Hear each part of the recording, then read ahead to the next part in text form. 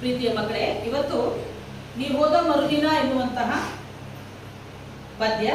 ಈ ಪದ್ಯ ಹೇಗಿದೆ ಅಂತಂದ್ರೆ, ಹೊಸಗನ್ನಡ ಸಾಹಿತ್ಯದ ಉದಯ ಅಂದ್ರೆ ನವೋದಯ, ಪ್ರಗತಿಶೀಲ, ದಲಿತ, ಬಂಡಾಯ, ಮಹಿಳಾ ಸಾಹಿತ್ಯ ಎಂಬ ವಿವಿಧ ದೃಷ್ಟಿಕೋನಗಳಲ್ಲಿ ಬೆಳೆದು ಬಂದಂತಹ ಸಮಯದಲ್ಲಿ ದಲಿತರು ತಮ್ಮ ಬದುಕಿನ ಶೋಷಣೆ, ನೋವುಗಳ ಹಾಡಾಗಿ ಹೊಮ್ಮಿಸಿ ಮತ್ತು ದಲಿತ ಸಾಹಿತ್ಯ ಜೊತೆಗೆ ಸಂವಿಧಾನ ಬಂದರೂ ನಮ್ಮ ಬದುಕು ಇನ್ನೂವರೆಗೂ ಏನಾಗಿಲ್ಲ, ಹಸನಾಗಲಿಲ್ಲ ಎಂಬ ನೋವನ್ನ, ಅಂತಂದ್ರೆ ಯಾರು ಕಡುಬಡತನದಲ್ಲಿ, ಯಾರು ದಲಿತ ಸಮುದಾಯದಲ್ಲಿ ಇನ್ನೂ ಅಭಿವೃದ್ಧಿಯಿಂದ ಕಾಣದೇ ಇರುವಂತವರಿದ್ದಾರೆ, ಅವರೆಲ್ಲರೂ ಒಂದೇ ಒಂದು ಕೂಗಿದೆ, ನಮಗೆ ಸ್ವಾತಂತ್ರ್ಯ ಸಿಕ್ಕು 78 ವರ್ಷಗಳಾದರೂ ಕೂಡ ನಮ್ಗೆ ಇನ್ನೂ ಕೂಡ ಏನಾಗಿಲ್ಲ, ನಮಗೆ ವೈಯಕ್ತಿಕವಾಗಿ, ದೈಹಿಕವಾಗಿ, ಮಾನಸಿಕವಾಗಿ ಮತ್ತು ಸಾಮಾಜಿಕವಾಗಿ ನಮ್ಗೆ ಇನ್ನೂವರೆಗೂ ಸ್ವಾತಂತ್ರ್ಯ ಸಿಕ್ಕಿಲ್ಲ, ನಾವೆಲ್ಲ ಇನ್ನು ನೋವಿನಲ್ಲಿದ್ದೇವೆ ಅನ್ನುವಂತಹ ಮಾತುಗಳು ಮತ್ತು ಅನ್ನುವಂತಹ ಭಾವನೆಗಳನ್ನ ಮತ್ತು ಆ ನೋವನ್ನ ಈ ಕವಿತೆಯನ್ನು ಬರೆದಿರ್ತಕ್ಕಂಥ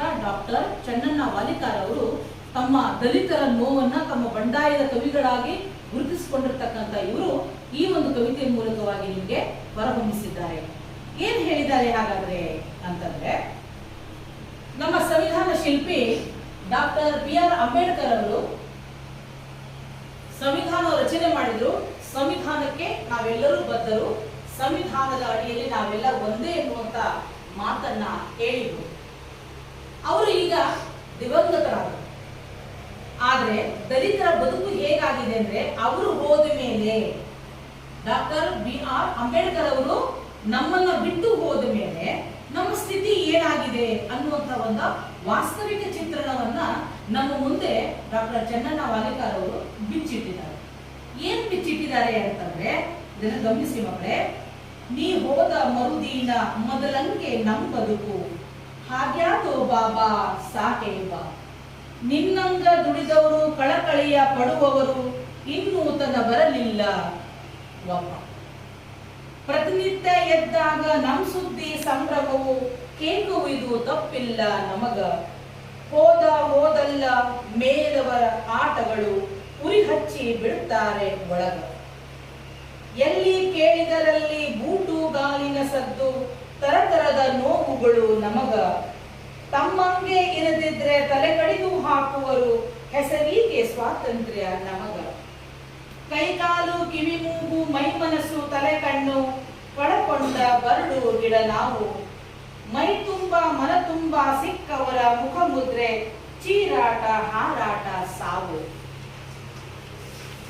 ಒಬ್ಬಾರೋ ದಾರಿಯಲ್ಲಿ ಅಡುಗಲ್ಲುಗಳು ಸೇರಿ, ಮುಳ್ಳು ಕಲ್ಲು ಹಾಸ್ಯವು ಪೂರ, ಹೆಚ್ಚಿಗೆ ಬೆಳೆದವರ ಉಳಿದವರ ಜೀವಗಳ ಹೇಲಾಗ ಹೊಡೆದಾರ ಟಾರ. ಎಷ್ಟಂತ ಉರಿತಾರ ಎಷ್ಟಂತ ಹರಿತಾರ, ತಾಳಕ್ಕೂ ಮಿತಿಯುಂಟು ಇಲ್ಲಿ, ತಾಳಿಯು ಒಮ್ಮೆ ಚೇಳಾಗಿ ಕುಟುಕುವನು, ಸಾಮಾನ್ಯ ನಲ್ಲೋ ಬಡಜೀವಿ. ದುಡಿದುಂಡು ಹುಟ್ಟಿರಲು ಕತ್ತಲಿರುವ ತನಕ ಕೊತ್ತಿಗಳು ಕೊತ್ತಾವ ಚೋರ, ರೋಡಿಗಿದ್ದವರೆಲ್ಲ ಗ್ವಾಡ್ಯಾಗ ಕುಂತಾರ, ಇನ್ನೆಲ್ಲಿ ನಮ್ಮ ದಾರಿ ದೂರ, ಇನ್ನಿಲ್ಲ ನಮ್ಮ ದಾರಿ ದೂರ. ಬಾಬಾ ಸಾಹೇಬರೇನೋ ಹುಚ್ಚರಲ್ಲವೇ ಅಲ್ಲ, ಗಾಂಧಿ ಜೊತೆ ಇರಲಿಲ್ಲ ಸುಮ್ಮ, ಅಷ್ಟು ಒದ್ದಾಡಿದಕ ಹಿಂಗೈತಿ ನಮ್ ಬದುಕು, ತಿಳಿಯಿತೆ ಈಗ್ಲಾದ್ರು ತಮ್ಮ. ಒಂದು ಕವಿತೆಯ ಭಾವ ಹೇಗಿರ್ತದೆ ಅಂತಂದ್ರೆ, ನೀ ಹೋದ ಮರುದಿನ ಮೊದಲಂಗ ನಮ್ ಬದುಕು. ಬಾಬಾ ಸಾಹೇಬ್ ಅಂಬೇಡ್ಕರ್ ಅವರೇ, ದಲಿತರ ಸಲುವಾಗಿ ನೀವು ಇಷ್ಟೊಂದು ಹೋರಾಟ ಮಾಡಿದ್ರಿ, ಈಗ ನೀವು ಹೋಗ್ಬಿಟ್ರಿ, ಅದು ನಮ್ಮ ಬದುಕು ಹೇಗಾಗಿದೆ ಅಂದ್ರೆ, ಮೊದಲು ನಾವು ಹೇಗಿದ್ವೋ ಹಾಗೇ ಆಗಿದ್ದೇವೆ. ನಿನ್ನಂಗ ದುಡಿದವರು ಕಳಕಳಿಯ ಪಡುವವರು ಇನ್ನೂ ತನ ಬರಲಿಲ್ಲ ಒಬ್ಬ. ನೀವು ಹೇಗೆ ನಮ್ಮ ಅಸಹಾಯಕರನ್ನ, ದಲಿತರನ್ನ ಮೇಲ್ ತರಬೇಕು ಅಂತ ಹೋರಾಟ ಮಾಡ್ತಾ ಇದ್ರಲ್ಲ, ಅಂತ ಹೋರಾಟ ಮಾಡುವಂತ ವ್ಯಕ್ತಿ ಇನ್ನೂವರೆಗೂ ಬಂದಿಲ್ಲ ಅಂತ ತುಂಬಾ ವೇದನೆಯನ್ನ ಪಡ್ತಾ ಇದ್ದಾರೆ. ಪ್ರತಿನಿತ್ಯ ಎದ್ದಾಗ ನಮ್ ಸುದ್ದಿ ಸಂಭ್ರಮವು, ಕೇಕುವುದು ತಪ್ಪಿಲ್ಲ ನಮಗೆ. ಪ್ರತಿದಿನ ನಮ್ಗೆ ಏನಾಗ್ತಾ ಇದೆ, ದೌರ್ಜನ್ಯಗಳಾಗ್ತಾ ಇದೆ, ನಮ್ಮನ್ನ ಕೀಳಾಗಿ ನಡೆಸ್ಕೊಳ್ತಾರೆ, ಕೀಳಾಗಿ ನೋಡ್ತಾರೆ, ನಮ್ಮನ್ನ ಆಡ್ಕೊಂಡು ಅಥವಾ ನಮ್ಗೆ ತೊಂದರೆ ಕೊಟ್ಟು ನಗುವುದು ತಪ್ಪಿಲ್ಲ. ಹೋದಲ್ಲ ಮೇಲವರ ಆಟಗಳು, ಉರಿ ಹಚ್ಚಿ ಬಿಡ್ತಾರ ಒಳಗ. ಒಬ್ಬ ಅವಮಾನಗಳು ಆದಾಗ ಪ್ರತಿಯೊಬ್ಬರಿಗೂ ಸ್ವಾಭಿಮಾನ ಅಂತ ಇರುತ್ತೆ ಅಲ್ವಾ. ಆ ಸ್ವಾಭಿಮಾನಕ್ಕೆ ಧಕ್ಕೆ ಬಂದಾಗ ನಾವು ಇದ್ದು ಸತ್ತ ಹಾಗೆ ಬದುಕುವಂತ ಸ್ಥಿತಿ ನಮ್ದು ಆಗ್ತದೆ ಅನ್ನೋದನ್ನ ಹೇಳ್ತಾರೆ. ಎಲ್ಲಿ ಕೇಳಿದರಲ್ಲಿ ಬೂಟುಗಾಲಿನ ಸದ್ದು, ತರತರದ ನೋವುಗಳು ನಮಗೆ. ಅಂದ್ರೆ ಬೂಟುಗಾಲಿನ ಸದ್ದು ಅಷ್ಟು ಪ್ರಜ್ಞಾವಂತ ಜನ, ವಿದ್ಯಾವಂತ ಜನ ಅಷ್ಟೆಲ್ಲ ಬೆಳವಣಿಗೆಯನ್ನು ಹೊಂದಿ ಮೇಲೆ ಹಂತ ಹಂತವಾಗಿ ಬಂದರೂ ಕೂಡ ಏನಾಗಿಲ್ಲ, ಅದರಿಂದ ನಮ್ಗೆ ನೋವುಗಳು ಇನ್ನೂ ಏನಾಗಿದೆ, ತುಳಿದು ತುಳಿದು ನಮ್ಮನ್ನ ಕೆಳಗೆ ಹಾಕ್ತಾ ಇದ್ದಾರೆ, ನೋವನ್ನು ಅನುಭವಿಸ್ತಾ ಇದ್ದೇವೆ. ತಮ್ಮಂಗೆ ಇರದಿದ್ರೆ ತಲೆ ಕಡಿದು ಹಾಕುವರು, ನೀನು ನನ್ನ ಹಾಗೆ ಕೇಳ್ಕೊಂಡಿರ್ಬೇಕು, ನೀನು ನನ್ನ ಹಾಗೆ ಕೇಳ್ಕೊಂಡು ನನ್ನ ಅಡಿಯಾಳಾಗಿ ನಾ ಹೇಳ್ದಂಗೆ ನೀವು ಮಾಡ್ಕೊಂತ ಹೋದರೆ ನೀವು ಬದುಕೊಳ್ತೀಯ. ಯಾವಾಗ ನೀನೆಲ್ಲ ವಿರುದ್ಧವಾಗಿ ನಿಲ್ತಿ ಅಂದ್ರೆ ನನ್ನ ತಲೆಯನ್ನೇ ಏನ್ ಮಾಡ್ತಾರೆ, ಕಡ್ದು ಹಾಕ್ತಾರೆ. ಹೆಸರಿಗೆ ಸ್ವಾತಂತ್ರ್ಯ ನಮ್ಗೇನ್ ಸ್ವಾತಂತ್ರ್ಯ ಸಿಕ್ಕಿದೆ, ನಮಗೆ ಹೆಸರಿಗೆ ಬದುಕ್ತಾ ಇದ್ದೇವೆ ಅಂತ ಹೇಳ್ತಾರೆ. ಕೈ ಕಾಲು ಕಿವಿ ಮೂಗು ಮೈ ಮನಸ್ಸು ತಲೆ ಕಣ್ಣು ಕಳಕೊಂಡ ಬರು ಗಿಡ ನಾವು. ನಮಗೆ ಕೈ ಇದ್ರು, ಕಾಲಿದ್ರು, ಕಿವಿ ಇದ್ರು, ಕಣ್ಣಿದ್ರು, ಯಾವುದು ಇದ್ದು ಇಲ್ಲದ ಹಾಗೆ ಬರ್ತಾ ಇದ್ದೇವೆ ಅಂದ್ರೆ ಯಾವುದು ನಮ್ಗೆ ಉಪಯೋಗ ಆಗ್ತಾ ಇಲ್ಲ. ಮೈ ತುಂಬಾ ಮನ ತುಂಬಾ ಸಿಕ್ಕವರ ಮುಖ ಮುದ್ರೆ. ನಮಗೆ ಯಾರು ಹೇಗಿರ್ಬೇಕಂತಾರೋ ನಾವು ಹಾಗೆ ಇರ್ಬೇಕು. ಯಾರು ಹೇಳಂದ್ರೆ ಹೇಳ್ಬೇಕು, ಕುಂದ್ರದ್ರೆ ಕುಂದ್ರಬೇಕು, ಮಾಡಿದ್ರೆ ಮಾಡಬೇಕು. ನಮ್ಮನ್ನ ಹಿಂಸಿಸುವಷ್ಟು ದೌರ್ಜನ್ಯ ಮಾಡುವುದನ್ನ ನಾವು ಸಹಿಸಬೇಕು. ಹೀಗಾಗಿ ನಾವು ಕಣ್ಣು ಮುಚ್ಚಿದ ತಕ್ಷಣ ನಮ್ಗೆ ನೋವನ್ನ ಕೊಟ್ಟು ಭಯದಲ್ಲಿ ಕಾಣಿಸ್ಕೊಳ್ತಾರೆ. ಅಯ್ಯೋ ನಾನು ಹಂಗೆ ಮಾಡ್ಲಿಲ್ಲ ಅಂದ್ರೆ ನನಗೆ ನಾಳೆ ಏನ್ ಮಾಡ್ಬಿಡ್ತಾರೋ ಏನು ಅನ್ನುವಂತ ಭಯ, ಮುಖಮುದ್ರೆ, ಚೀರಾಟ, ಹಾರಾಟ, ಸಾವು. ಹೆಚ್ಚಿಗೆ ಅವ್ರ ವಿರುದ್ಧ ಧ್ವನಿ ಎತ್ತದವರೆಲ್ಲ ಏನಾಗಿದ್ದಾರೆ ಸರ್, ಹೋಗ್ಬಿಟ್ಟಿದ್ದಾರೆ, ಬದುಕಲಿಕ್ಕೆ ಇಲ್ಲ.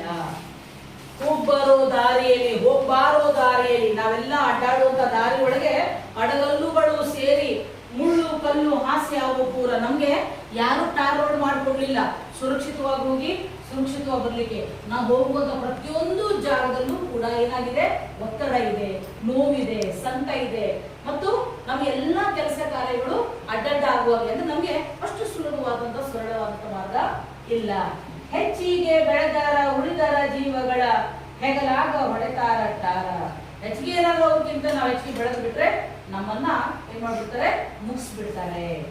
ಎಷ್ಟಂತ ಉರಿತಾರ, ಎಷ್ಟಂತ ಹರಿತಾರ, ತಾಳಕ್ಕೂ ಮಿತಿ ಉಂಟು ಇಲ್ಲಿ. ಒಬ್ಬ ಮನುಷ್ಯ ಎಷ್ಟು ತಾಳ್ಮೆ ತಗೊಳ್ಳಿಕ್ ಸಾಧ್ಯ ಇದೆ ಅಲ್ವಾ, ಎಷ್ಟು ನೋವನ್ನ ನುಂಗ್ಲಿಕ್ಕೆ ಸಾಧ್ಯ ಇದೆ. ತಾಳಿ ತಾಳಿ ಒಮ್ಮೆ ಚೇಳಾಗಿ ಕುಟುಕೋನು. ಒಬ್ಬ ಚೇಳು ಹೇಗೆ ಕುಟ್ಕತೆ ಗೊತ್ತಲ್ಲ ನಿಮ್ಗೆ, ಸುಮ್ನೆ ಅದಕ್ಕೆ ಕತ್ಲಿ ಬರುತ್ತಾ, ಅದನ್ನ ಮುಟ್ಟಿದವನ್ನ ಮಾತ್ರ ಅದೇನ್ ಮಾಡಲ್ಲ, ಬಿಡೋದಿಲ್ಲ. ಅದಕ್ಕಾಗಿ ಇಷ್ಟು ತಾಳ್ಮೆ ಇದ್ರೂ ಕೂಡ ಇದು ತ್ರಾಸ ಆಗ್ತಾ ಇದೆ ಅಂದ್ರೆ ಏನ್ ಹೇಳ್ತಾರೆ, ತಾಳಿಯು ಒಮ್ಮೆ ಚೇಳಾಗಿ ಕುಟುಕುವನು. ಸಾಮಾನ್ಯನಲ್ಲೋ ಬಡವರು, ದಲಿತರು ಎಲ್ಲರೂ ತಮ್ಮ ತಾಳ್ಮೆಯನ್ನು ಮೀರಿ ಸಿಡಿದೆದ್ದು ನಿಂತು ಬಿಟ್ರೆ ನಮ್ಮ ಮೇಲೆ ದೌರ್ಜನ್ಯ ಮಾಡುವವರ ಜೀವನ ಸರ್ವನಾಶ ಆಗ್ತದೆ. ದುಡಿದುಂಡು ಹುಟ್ಟಿರಲು ಕತ್ತಲಿರುವ ತನಕ, ಊಟ ಮಾಡಿ ತಿಂದು ರಾತ್ರಿ ಬಂದು ಮನೆಗೆ ಮಲ್ಕೊಳ್ಳುವ ತನಕ ಪತ್ತಿಗಳು ಹೊತ್ತಾವ ಜೋರ. ಪತ್ತಿಗಳು ಏನಾಗಿದ್ದಾವೆ, ಹೊತ್ತಾವ ಜೋರ. ಪತ್ತಿಗಳು ಅಂತಂದ್ರೆ ಬೆಕ್ಕುಗಳು, ಅರ್ಥ ಆಯ್ತಾ? ಪತ್ತಿಗಳು ಹೊತ್ತಾವ ಜೋರ. ಟಾರ್ ಅಂದ್ರೆ ನೋಡಿಲ್ಲ, ಡಾಂಬರನ ಹಾಸ್ತ ರೋಡ್ ನಮ್ಗೆಲ್ಲ ಇದೆಯಲ್ಲ, ಹಾಗಿಲ್ಲ ಅಂತ. ಇಲ್ಲಿ ಪತ್ತಿಗಳು ಹೊತ್ತಾವ ಜೋರ. ರೋಡಿಗಿದ್ದವರೆಲ್ಲ ಗೋಡೆಯಾಗ ಕುಂತಾರು. ಯಾರ್ಯಾರು ಹೋರಾಟ ಮಾಡಿ ತಮ್ಮ ದೌರ್ಜನ್ಯದ ವಿರುದ್ಧ, ಅನ್ಯಾಯದ ವಿರುದ್ಧ ಹೋರಾಟ ಮಾಡಿದ್ರಲ್ಲ, ಅವರ ಎಲ್ಲಿ ಕುತ್ಕೊಂಡಿದ್ದಾರೆ, ಈಗ ಊಟದಲ್ಲಿ ಕುತ್ಕೊಂಡಿದ್ದಾರೆ, ಮ್ಯಾಲ ಕುತ್ಕೊಂಡಿದ್ದಾರೆ. ಹಂಗಂತಲ್ಲ, ಏನಂದ್ರೆ ರೋಡಿಗಿದ್ದವರೆಲ್ಲ ಗೋಡೆಯಾಗ ಕುಂತಾರ. ರೋಡಿಗಿದ್ದವರೆಲ್ಲ ಈಗ ಹೋರಾಟ ಮಾಡಿದವರೆಲ್ಲ ಎಲ್ಲಿ ಕೂತಾರೆ, ಗೋಡೆಯಾಗ ಅಂದ್ರೆ ಫೋಟೋದಲ್ಲಿ ಫ್ರೇಮ್ ಆಗಿ ಕುತ್ಕೊಂಡಿದ್ದಾರೆ. ಇನ್ನಿಲ್ಲ ನಮ್ಮ ದಾರಿ ದೂರ. ನಾವು ಕೂಡ ಗೋಡೆಯೊಳಗ ಫೋಟೋ ಆಗಿ ಕುತ್ಕೊಳ್ಳುವಂತ ಸಮಯ ಬಹಳ ದೂರ ಇಲ್ಲ. ಬಾಬಾ ಸಾಹೇಬರೇನು ಹುಚ್ಚರಲ್ಲವೇ ಅಲ್ಲ, ಗಾಂಧಿ ಜೊತೆ ಇರಲಿಲ್ಲ ಸುಮ್ಮನೆ. ಯಾಕೆ ಸ್ವಾತಂತ್ರ್ಯ ಹೋರಾಟಗಾರರಲ್ಲಿ ಸುಮ್ಮನೆ ಗಾಂಧಿ ಜೊತೆ ಇದ್ರ ಅವರು? ಪ್ರತಿಯೊಂದು ದೀನ ದಲಿತರ ನೋವನ್ನ ಹತ್ತಿರದಿಂದ ಕಂಡಂತವ್ರು ಗಾಂಧೀಜಿ ಹಾಗೆ ಸರಳ ಸಂಪನ್ನರಾಗಿ ಅಷ್ಟು ಒದ್ದಾಡಿದಕ್ಕ ಇನ್ನೈತಿ ನಮ್ಮ ಬದುಕು. ಅಂಥ ಸಮಯದಲ್ಲೇ ಹೋರಾಡಿದ್ದಕ್ಕೆ ನಮ್ಮ ಬದುಕು ಹೀಗಿದೆ. ತಿಳಿಯುತ್ತೆ ಈಗಲಾಗು ತಮ್ಮ, ಯಾಕೆ ನಾವು ಇನ್ನೂ ಬದಲಾವಣೆಯನ್ನ ಬಯಸಿಲ್ಲ, ಇನ್ನೂ ಬದಲಾವಣೆ ನಮ್ಮಲ್ಲಿ ಆಗಿಲ್ಲ, ಯಾಕೆ ಅನ್ನೋದು ಅರ್ಥ ಮಾಡ್ಕೋ. ಸುಮ್ಮನೆ ಬಾಬಾ ಸಾಹೇಬ್ರು ಗಾಂಧೀಜಿಯವರು ಆ ಸಮಯದಲ್ಲಿ ಇದ್ದದ್ದು ಸುಮ್ಮನೆ ಅಲ್ಲ, ಎಲ್ಲ ದೀನ ದಲಿತರ ಜೀವನ ಉದ್ಧಾರ ಆಗಲಿ ಅಂತ. ಇಷ್ಟಾದ್ರೂ ನಾವು ಆ ಭಾವನೆಗಳನ್ನ ತಿಳ್ಕೊಳ್ಳಿಲ್ಲ ಅಂದ್ರೆ ನಾವು ಮುಂದೆ ಬರೋದು ಹೇಗೆ? ಅನ್ನುವಂಥ ಮಾತನ್ನ ಹೇಳ್ತಾರೆ. ಸರಿನಾ? ಒಂದ್ಸಲ ಹೇಳ್ಕೊಟ್ಟೆ ಹೇಳ್ತೀರಾ? ನೀ ಹೋದ ಮರುದಿನ ಮೊದಲಂಗೆ ನಮ್ಮ ಬದುಕು,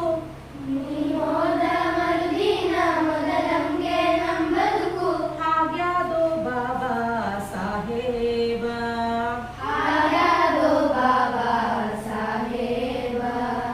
ನಿನ್ನಂಗ ದುಡಿದವರು ಕಳಕಳಿಯ ಪಡುವವರು, ಇನ್ನೂ ತನ ಬರಲಿಲ್ಲ ಒಬ್ಬ. ಸ್ವಲ್ಪ ಎದೆ ಒಳಗಡೆಯಿಂದ ಧ್ವನಿ ಬರ್ಬೇಕು. ಸರಿನಾ?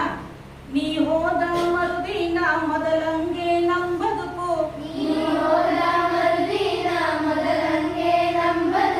ಹಾಗ್ಯಾದೋ ಬಾಬಾ ಸಾಹೇಬ,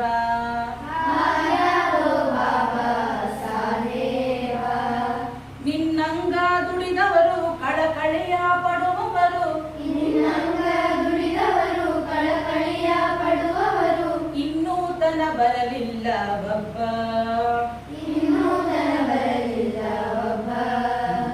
ಪ್ರತಿನಿತ್ಯ ಎದ್ದಾಗ ನಮ್ ಸುದ್ದಿ ಸಂಭ್ರಮವು, ಕೇಳುವುದು ತಪ್ಪಿಲ್ಲ ನಮಗ, ಹೋದ ಹೋದಲ್ಲ ಮೇಲವರ ಆಟಗಳು,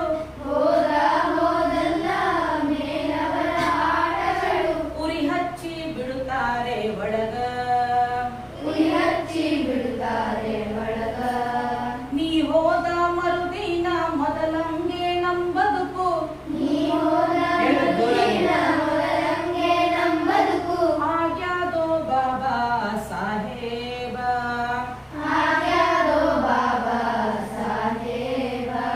ಸ್ವಲ್ಪ ಇದನ್ನ ಮಾಡಿ ಹೇಳ್ಬೇಕು. ಎಲ್ಲಿ ಕೇಳಿದರಲ್ಲಿ ಬೂಟು ಗಾಲಿನ ಸದ್ದು, ತರತರದ ನೋವುಗಳು ನಮಗ, ತಮ್ಮಂಗೆ ಇರದಿದ್ರೆ ತಲೆ ಕಡಿದು ಹಾಕುವರು, ಹೆಸರಿಗೆ ಸ್ವಾತಂತ್ರ್ಯ ನಮಗ,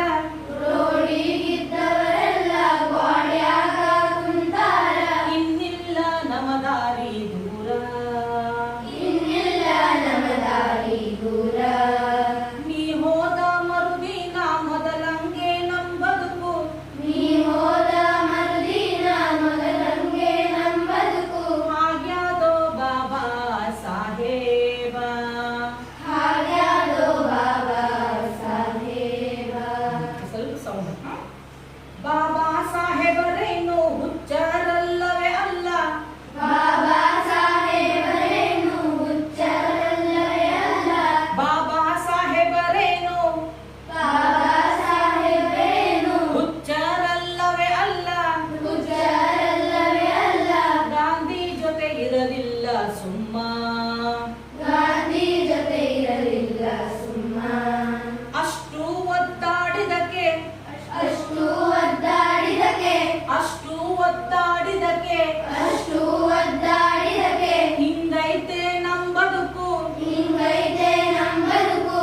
ಅಷ್ಟು ಒದ್ದಾಡಿದಕ್ಕೆ ಅಷ್ಟು ಒದ್ದಾಡಿದಕ್ಕೆ ಹಿಂಗೈತೆ ನಮ್ ಬದುಕು ಹಿಂಗೈತೆ ನಮ್ ಬದುಕು. ತಿಳಿಯಿತೆ ಈಗ್ಲಾದ್ರೂ ತಮ್ಮ. ತಿಳಿಯಿತೆ ಈಗಾದ್ರೂ ತಮ್ಮ. ತಿಳಿಯಿತೆ ಈಗ್ಲಾದ್ರೂ ತಮ್ಮ. ತಿಳಿಯಿತೆ ಈಗಾದ್ರೂ ತಮ್ಮ.